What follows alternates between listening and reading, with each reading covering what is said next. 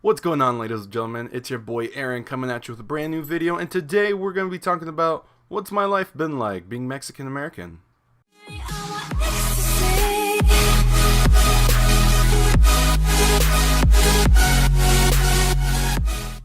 Alright everyone, so throughout my life, people have been asking me the same questions whenever they realize or whenever I tell them that I'm Mexican American.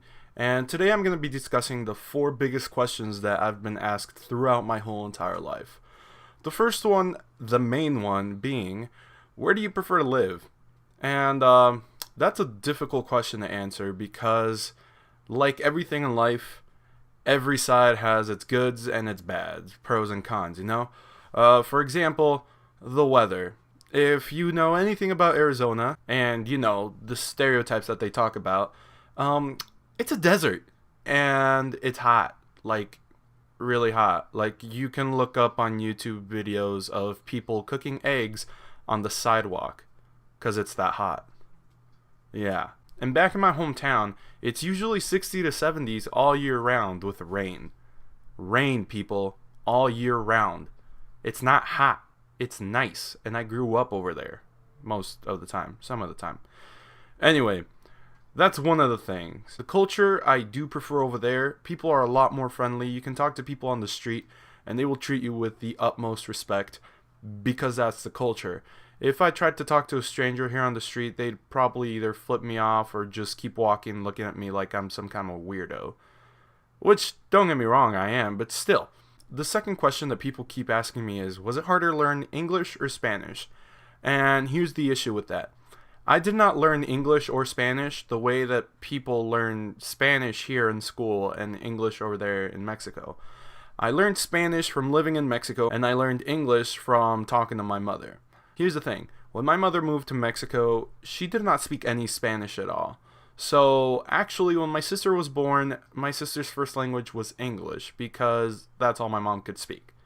I'm still a little in the gray area whether mine was English or Spanish, but what I'm trying to say is I didn't learn it through school. I learned it the way most people learn it, which is through communication with people. So Spanish, well, I lived in Mexico, so you know, everybody was talking it. But constantly speaking English with my mother, as well as my American relatives, is what helped me learn, well, you know, English. So, yeah, that's another question that's a little difficult to answer. Third question, which is a little weird, is where did I prefer to go to school? And let me tell you something. It's a little odd answering this question, because in Mexico, the type of schools that I went to, it was a lot smaller classrooms and, well, you know, teachers knew you better. And like I said, the culture over there is a lot more familiar than it is here where it's pretty much every family for themselves.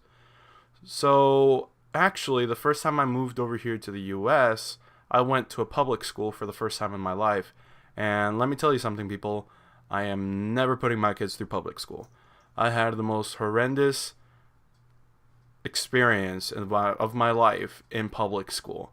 So I mean, I do prefer to go to school over there, but at the same time, I don't know. That was just all these questions are really difficult to answer because it's not a black and white picture, you know?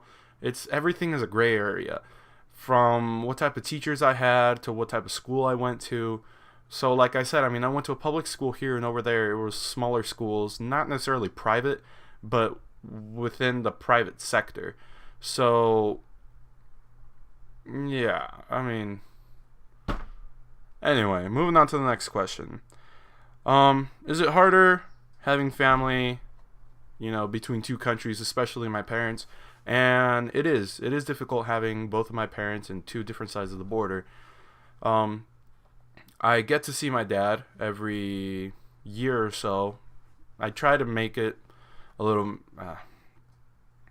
I get to see my dad about every year, but I do want to start seeing him more often. Now that I have a job and that I can pay for my own tickets as well as, you know, well, mainly transportation, I would like to go visit my father and my family down in Mexico a lot more often because for the last 2-3 years I've only seen him about once a year, and it just sucks because I do talk to him through Facebook, through text messages. We talk every other day, and it's really nice talking to him, but at the same time it would be even nicer to see him. So is it difficult? Very much so.